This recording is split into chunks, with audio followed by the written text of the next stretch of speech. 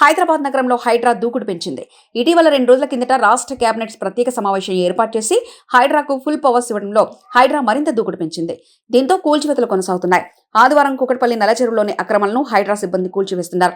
చెరువు మొత్తం విస్తీర్ణం 27 ఎకరాలు కాగా దీనిలో FTL బఫర్ జోన్లలో 7 ఎకరాలు ఆక్రమణకు గురైంది. బఫర్ జోన్లోని 4 ఎకరాల్లో 50కి పక్కా భవనాలు, అపార్ట్మెంట్లు నిర్మించారు. FTLలోని 3 ఎకరాల్లో 25 భవనాలు, 16 షెడ్లు ఉన్నాయి. నివాసమున్న భవనాలను మినహాయించి 16 షెడ్లను హైడ్రా కూల్చివేస్తుంది.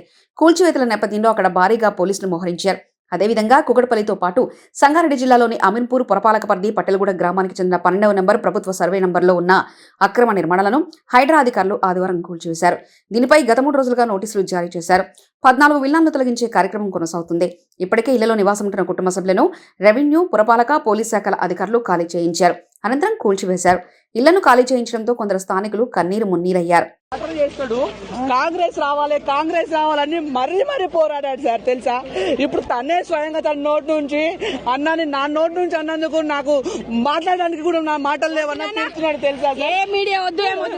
ఎంత బాధ వేస్తుంది తెలుసా? తనకు ఒక ఉపాధి కదా. కాంగ్రెస్ కార్యకర్త అన్ని పనులు పెట్టుకొని పోయేవాడు, తెలుసా? నాకు చెప్పేవాడు కాంగ్రెస్ వస్తే అది వస్తుంది అన్న, ఇది వస్తుంది. ఏం చెప్పినా వద్దు పద. ప్రాణాలు పోయినాక ప్రాణాలు వస్తాయి సార్. ఏమైనా చేసుకుని వాళ్ళకి ఎవరు సార్ ఇక్కడ బతుకుంటే వేరే రెంటెడ్ దాంట్లోకి వెళ్ళి ఇక్కడ షిఫ్ట్ చేస్తే ఇంతవరకు ఇంటిమేషన్ లేకుండా ఎవరో ఓనర్లకు ఇంటిమేషన్ ఇస్తే ఇక్కడ ఇంటిమేషన్ ఎవరికి తెలియకుండా వచ్చి ధనాదాన్ని ఉదయం కొలవచ్చు.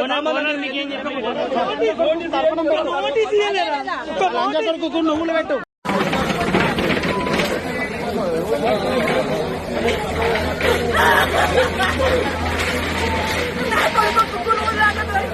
కొడుకు